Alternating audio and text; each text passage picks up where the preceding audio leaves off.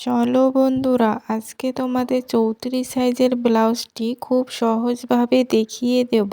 প্রথমে 2 ইঞ্চি এক্সট্রা রেখে তারপর ব্লাউজটি কাটিং করব। প্রথমে ঝুলের মাপটি নিতে হবে। ঝুল এখানে আছে 14 ইঞ্চি, সেলাইয়ের জন্য 1 ইঞ্চি বাড়িয়ে নিতে হবে। এখানে পুট নিয়েছি 6 ইঞ্চি, মহড়া 6.5 নিয়েছি, হাফ ইঞ্চি কাঁধে যাবে। এখানে আমি গলার লম্বা নিয়েছি 6 ইঞ্চি এবং গলার চওড়া নিয়েছি আমি 2.5 ইঞ্চি।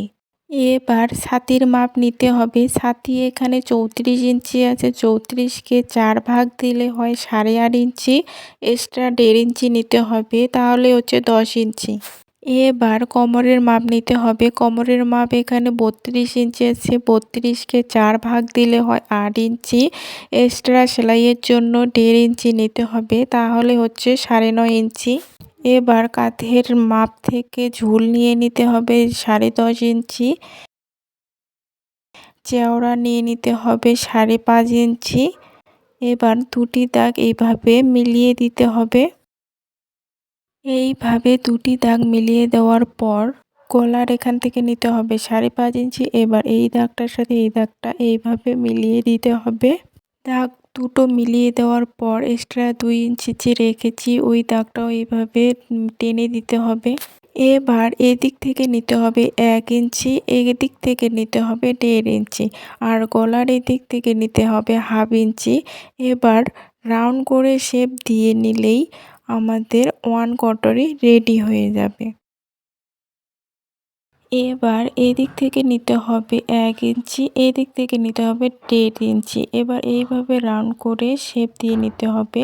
নিচের দিকেও হাফ ইঞ্চি ডাউন করে এইভাবে নিতে হবে। এটা আমাদের 2 কটরি রেডি হয়ে গেল। এবার এখান থেকে নিতে হবে 4.5 ইঞ্চি, 4.5 ইঞ্চিতে দাগ দিয়ে নিলেই আমাদের 3 কটরি রেডি।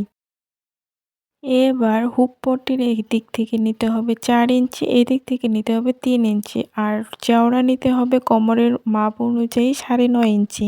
তাহলে আমাদের 4 কটরি রেডি হয়ে গেল। এবার দাগ বরাবর কেটে নিতে হবে। আমি খুব সহজভাবে বুঝিয়ে দেওয়ার চেষ্টা করেছি। ভিডিওটা যদি ভালো লাগে তাহলে লাইক, কমেন্ট, শেয়ার অবশ্যই করবে। আর কোথাও যদি বুঝতে অসুবিধে হয়ে থাকে তাহলে কমেন্ট করতে ভুলো না।